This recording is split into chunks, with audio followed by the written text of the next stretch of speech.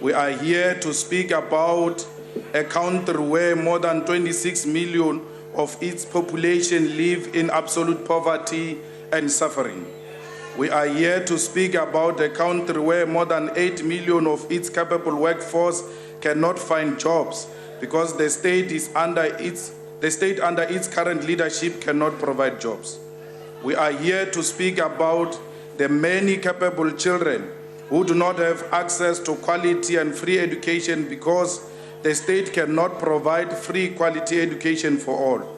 However, we are comforted by the militant structures like Fees Must Fall movement, Roads Must Fall movement, and the EFF Student Command because they are keeping the dream of decolonization and free education alive. We must not forget that we are in a country where black majority, more than 80% of the population, is congested and squeezed in less than 20% of the land because the rest of the land is owned and controlled by those who colonially took it from the African majority through committing black genocide. We must not forget that we are in a country where settler colonialists and white monopoly capitalists in control of almost all sectors of the economy. The white minority own and control every section of the economy, including the maize mill, which feeds majority of our people because the former liberation movement betrayed its founding principles. We must not forget that we are in a country where African majority continue to be slaves and suppliers of cheap labor to the white minority as cleaners, garden boys, domestic workers, car guards, petrol attendants, security guards, and rock drill operators, and everything that pays low wages. The ANC has destroyed the nursing, teaching, and police profession by paying those workers peanuts. Our people are hungry for land. Land hunger is a reality.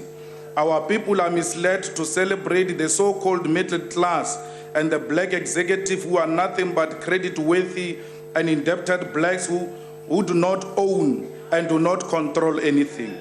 We are here to ask the whole of South Africa to listen to the voices of struggling masses of our people in the informal settlements like Tembeli, Twetla, Winnie Mandela Squatter Camp, Krisani Squatter Camp, Joe Slovo Squatter Camp, Deep Slot, Alexander, Marikana, and all the dejected and neglected areas where poor black people live.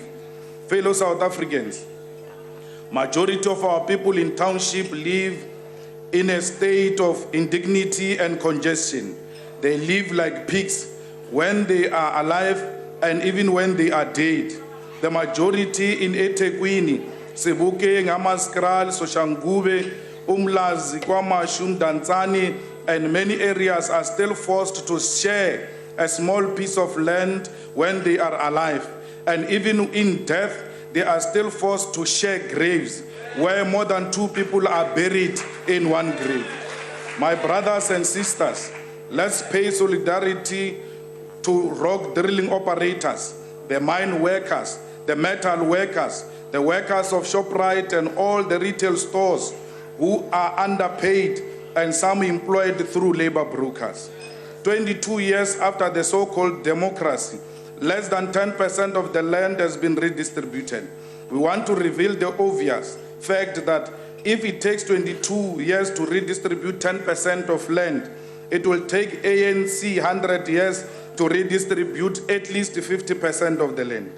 Our economy is just a consuming economy, and we are unable to manufacture and produce even basic consumer goods and services such as phones, televisions, cars, many food items, teaspoons, matchsticks, toothpicks, and clothes. What kind of a self-respecting country fails to produce food for itself despite the availability of arable land? More than 10 million workers who wake up every day to sell their labor, they do not get any living wage and they do not qualify for houses, cars, clothes, and education for their children. Many black South Africans die because they cannot afford medication. We speak of these realities because the so-called president of South Africa never pointed to those realities. We are aware that during your so-called State of the Nation, you did mention about the relocation of Parliament to one city. We welcome that move because the fact that South Africa has separate capital and administrative cities is such a result of colonial compromises and settlement of the Anglo-Boer War. And while many Africans died in that war, they were not part of ultimate political settlement in the early 1900s. More than money, it is politically correct for South Africa to have one capital city to affirm its own identity as a post-colonial political territory, not unworkable capital cities that waste resources of our people. We want to make it clear to Honorable Thabang Makwetla to know that we will never sing this term. This term is another compromise which is not justifiable.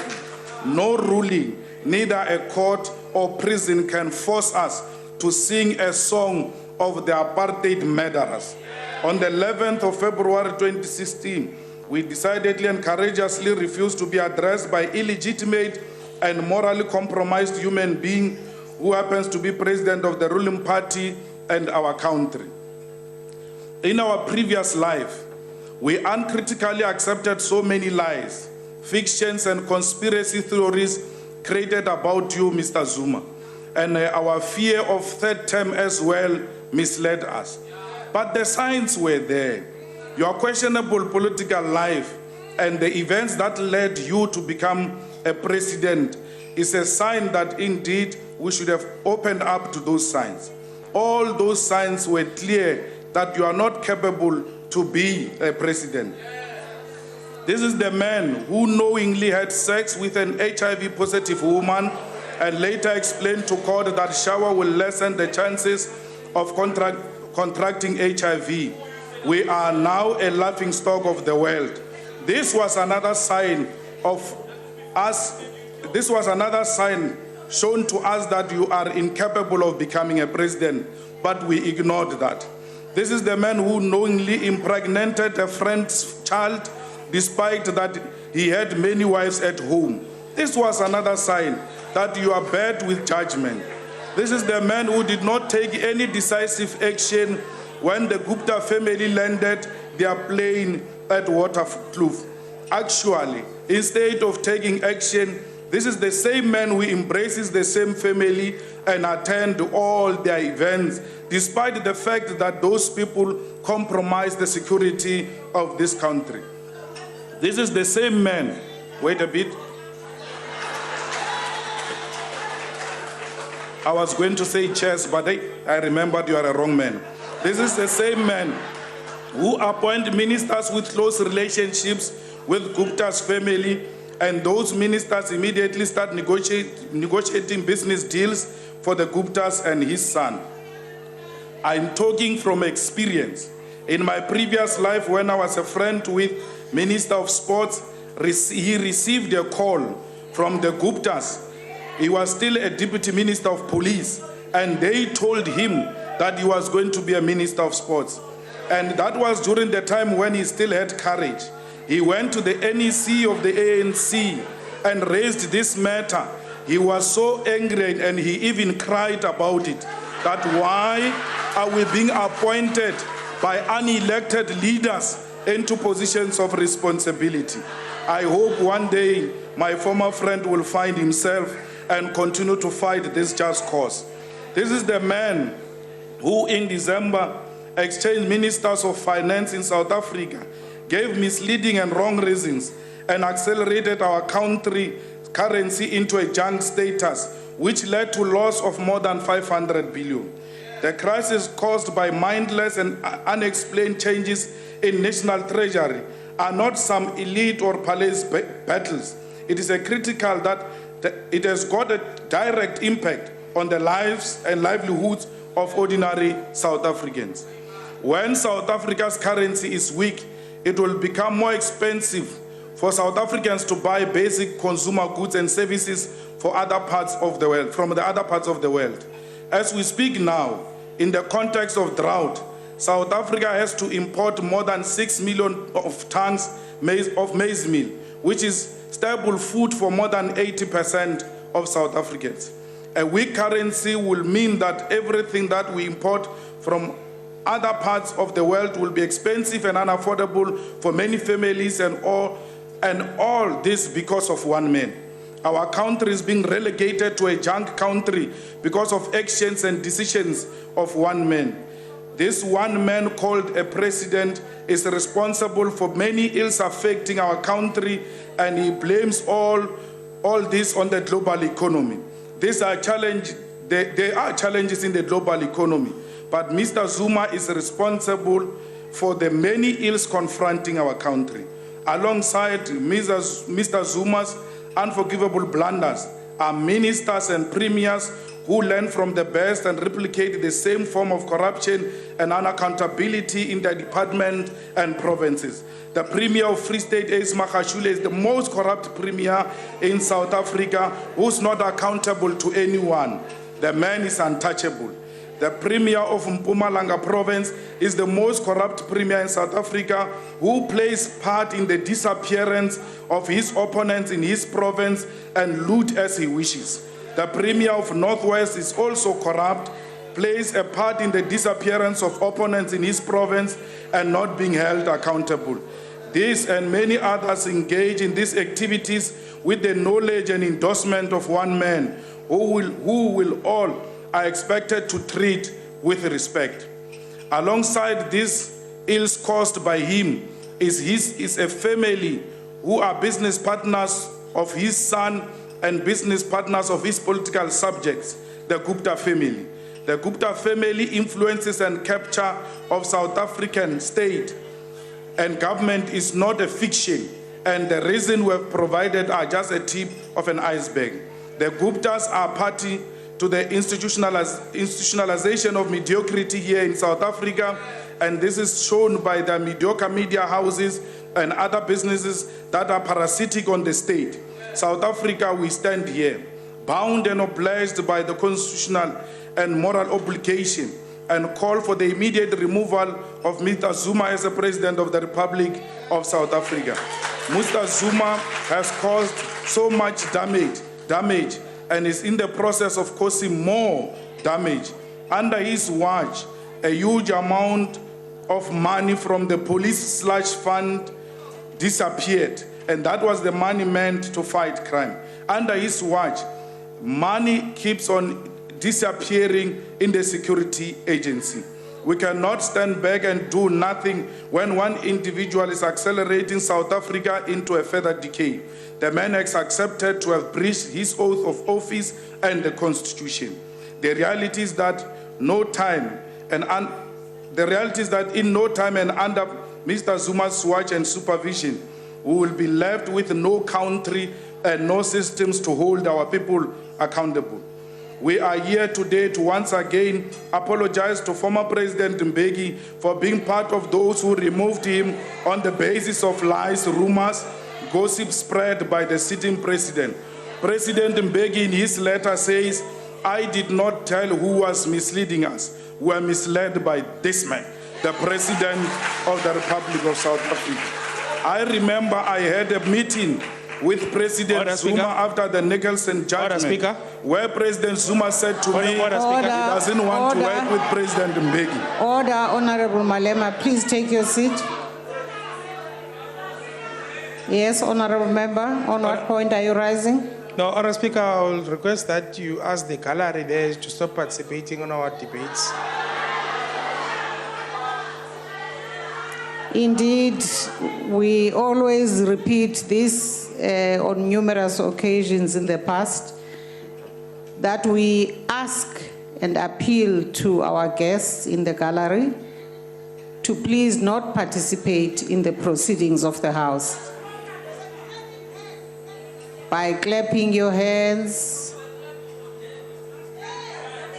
or in any other way participating in the proceedings, because we want to welcome you all to be part of this joint sitting only by sitting and observing in an orderly fashion. Thank you very much. Proceed, Honorable Malema.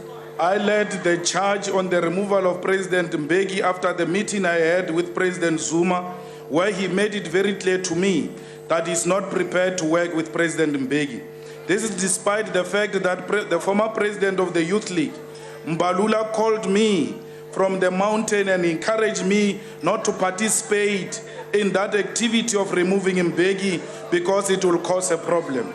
That's why I know that Mbalula has got capacity to see wrong things. He just needs to come around.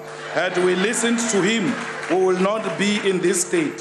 For those who do not know, Mbalula discouraged us from calling for the removal of President Mbeki.